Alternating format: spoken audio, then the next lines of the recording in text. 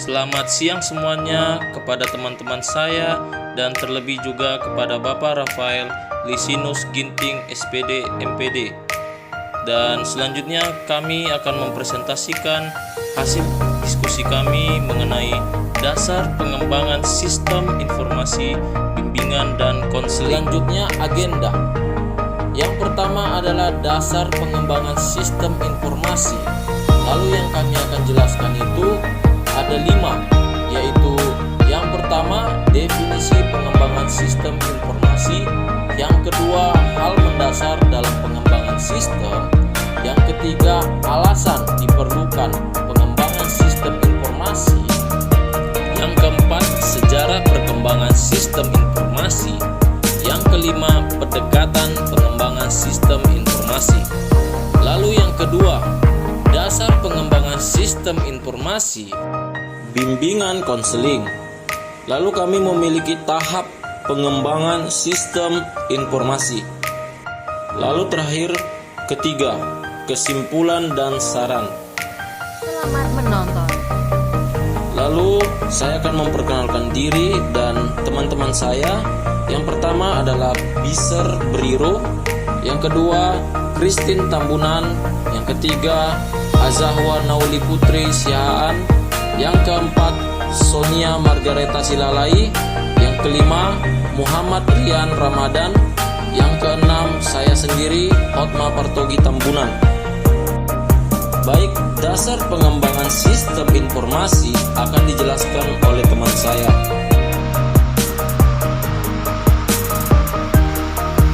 Dasar pengembangan sistem informasi.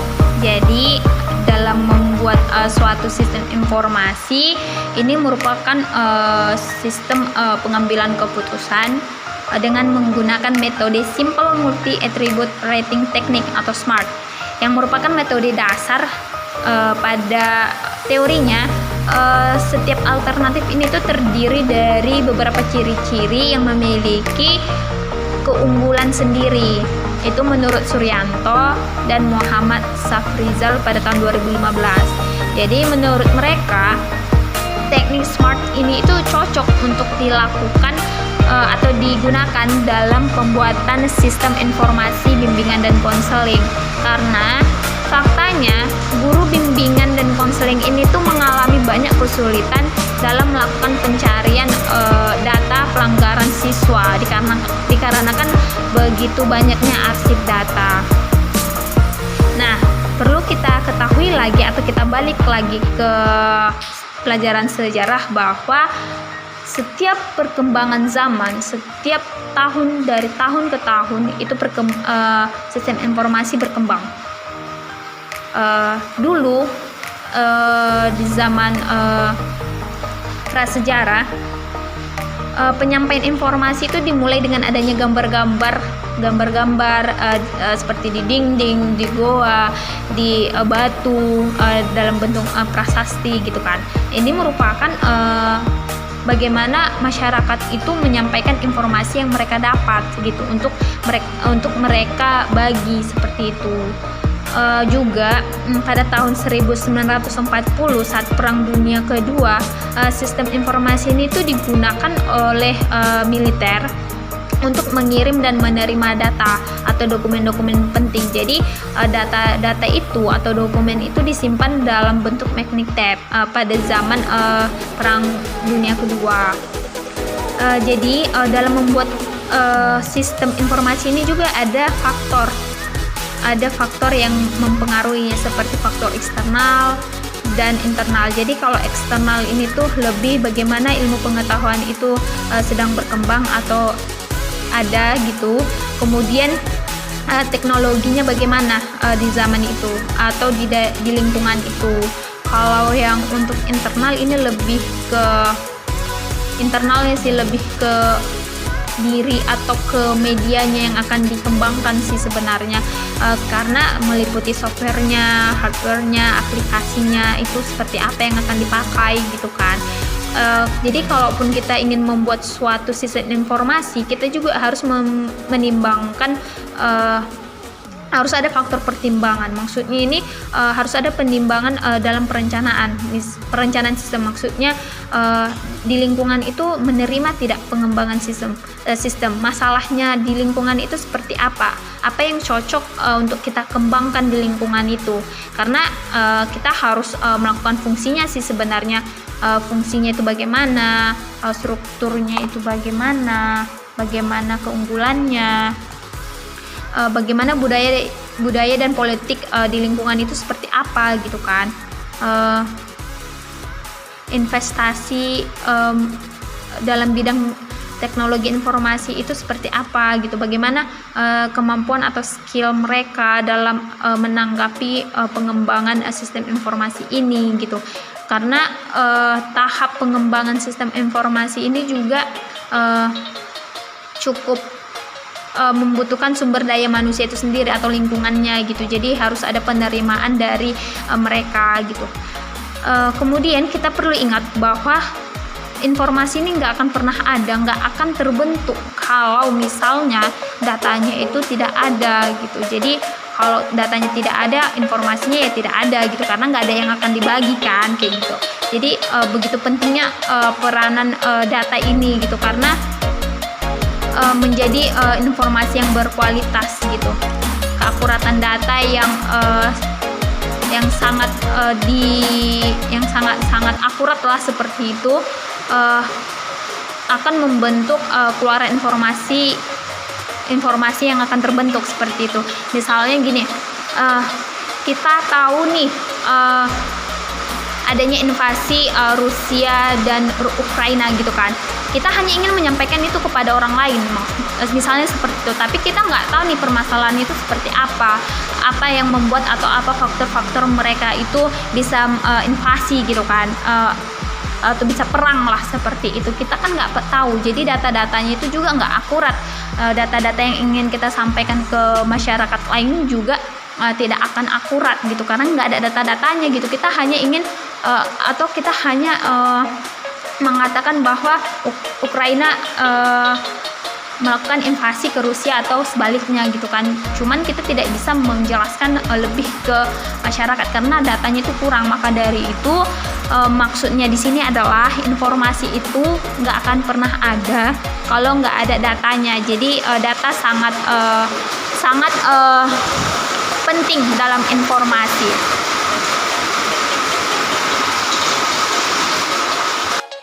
Lalu selanjutnya, definisi pengembangan sistem informasi akan dijelaskan oleh teman saya.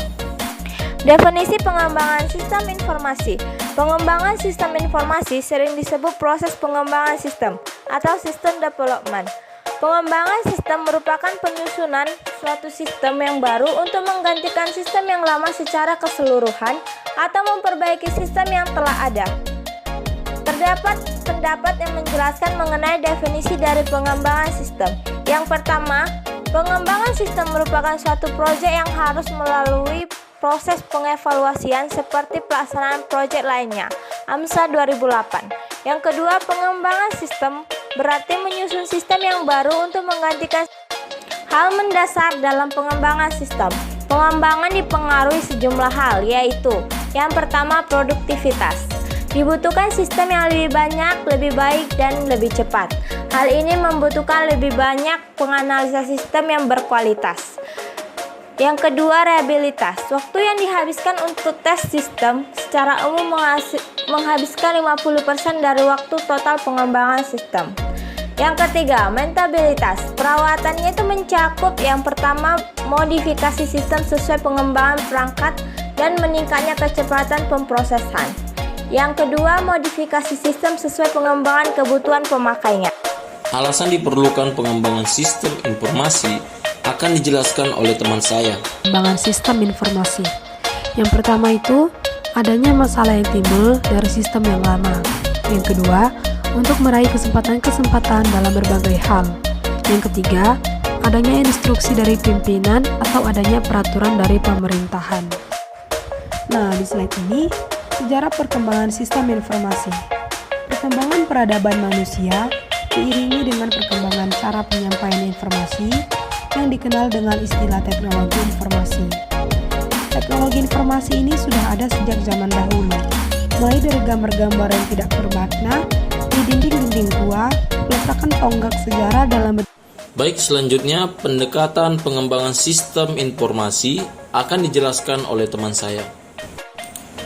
Pendekatan pengembangan sistem informasi pertama itu ada pendekatan konvensional dengan penjelasan pemahaman masalah didasarkan pada pelaksanaan prosedur kerja.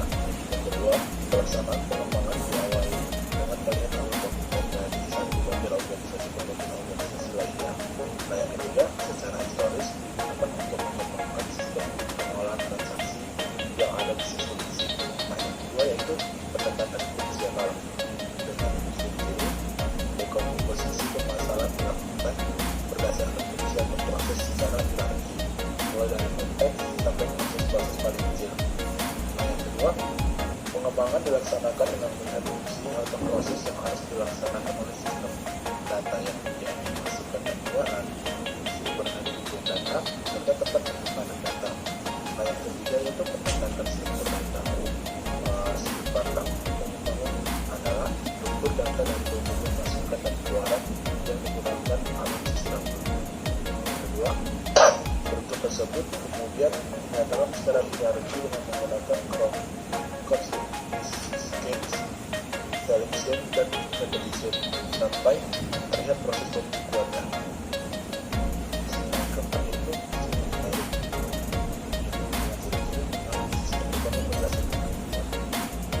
informasi. Kedua, pelaksanaan pengembangan diawali dengan proses perencanaan strategis informasi dan analisis lain. Ya, cakupan pengembangan adalah sebuah enterprise.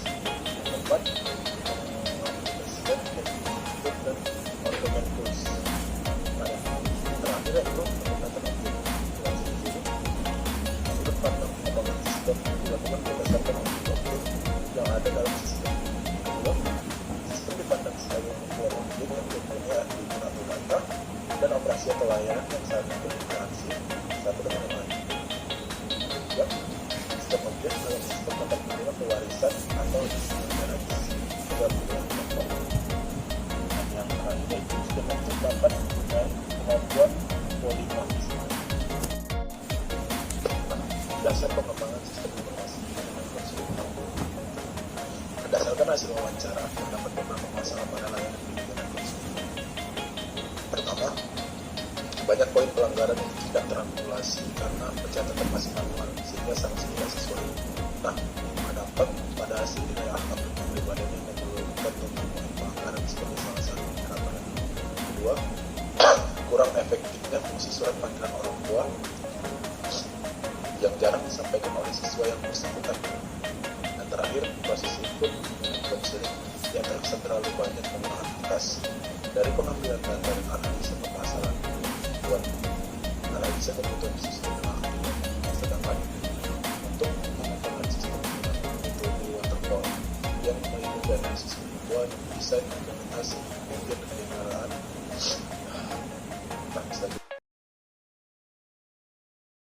Pengujian melalui 3 metode yaitu basis P-testing, validation testing, dan compatibility testing. Basis P-testing merupakan pengujian yang memakai tujuan untuk mengetahui kompleksitas logika dalam sebuah program. Sementara psychomatic complexity didapatkan berdasarkan program dari suatu model algoritma. Psychomatic complexity digunakan sebagai dasar dalam membuat independent sehingga dapat dihasilkan beberapa test case. Pengujian validasi menggunakan metode pengujian black box karena tidak memerlukan untuk berkonsentrasi terhadap aliran program dan membutuhkan untuk konformitas secara kinerja dalam sistem pendaftaran kebutuhan. Tahap pengembangan sistem informasi. Metode waterfall. Metode waterfall yaitu pengerjaan sistem yang dilakukan dengan berurutan atau linear. Pengembangan sistem informasi dilakukan melalui beberapa tahap, di mana masing-masing langkah menghasilkan sesuatu yang lebih rinci dari tahap sebelumnya. Yang pertama, analisis sistem. Nah, tahap analisis membahas mengenai analisis kebutuhan sistem, analisis kebutuhan perangkat keras dan perangkat lunak, sistem dan analisis kebutuhan pengguna. Langkah pertama adalah analisis kebutuhan. Nah, selanjutnya perancangan atau desain. Proses desain yaitu menerjemahkan syarat atau kebutuhan ke dalam sebuah representasi perangkat lunak agar dapat diperkirakan suatu kualitas sebelum dimulai pemunculan kode. Desain UML atau Unified Modeling Language. Pada perancangan sistem ini perlu dilakukan agar sistem yang dibangun sesuai dengan kebutuhan user. Perancangan sistem dianalisa dari rekrutmen, sistem kemudian digambarkan dalam diagram. Nah, implementasi setelah tahapan perancangan selesai, proses selanjutnya adalah proses implementasi. Pada proses implementasi sistem ini menggunakan bahasa pemrograman untuk membuat fungsi-fungsi di dalamnya. Analisis data setelah mendapatkan data-data dari hasil kuesioner yang dibagikan ke responden. Setelah itu dilakukan analisis data untuk mengetahui kelayakan sistem berdasarkan faktor kualitas perangkat lunak. Pada tahap terakhir, perangkat lunak yang sudah dioperasikan akan dilakukan pemeliharaan.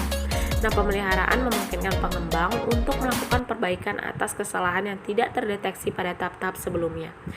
Hasil pengujian-pengujian yang dilakukan pada sistem informasi identifikasi, kebutuhan dan masalah siswa dibangun bertujuan untuk membuktikan bahwa aplikasi ini sudah berjalan sesuai dengan tahap perancangan sistem. Baik, selanjutnya saya akan menyimpulkan dari penjelasan teman-teman saya bahwa pengembangan sistem merupakan penyusunan suatu sistem yang baru untuk menggantikan sistem yang lama secara keseluruhan atau memperbaiki sistem yang telah ada. Sistem informasi secara teknis dapat didefinisikan sebagai sekumpulan komponen yang saling berhubungan, mengumpulkan atau mendapatkan, memproses, menyimpan, dan mendistribusikan informasi untuk menunjang pengambilan keputusan dan pengawasan dalam suatu organisasi. Dan saran, perkembangan sistem informasi berkembang seiring dengan perkembangan peradaban manusia, dengan perkembangan cara penyampaian informasi atau yang selanjutnya dikenal dengan istilah teknologi informasi. Sudah ada sejak dahulu, mulai dari gambar-gambar yang tak bermakna di dinding-dinding gua, peletakan tongkat sejarah dalam bentuk prasasti, sampai diperkenalkannya dunia arus informasi yang kemudian dikenal dengan nama internet, menjadi penting untuk digunakan dalam bimbingan dan konseling. Karena tuntutan profesional konselor harus bisa menampilkan kinerja yang sistem yang efisien dan efektif dalam memberikan layanan pada peserta didik. Nah, demikian dari hasil presentasi kami. Terima kasih kepada teman-teman kami dan kepada dosen pengampu kami telah memberikan kesempatan kepada kelompok 1 untuk memaparkan hasil diskusi mengenai sistem informasi. Sampai jumpa.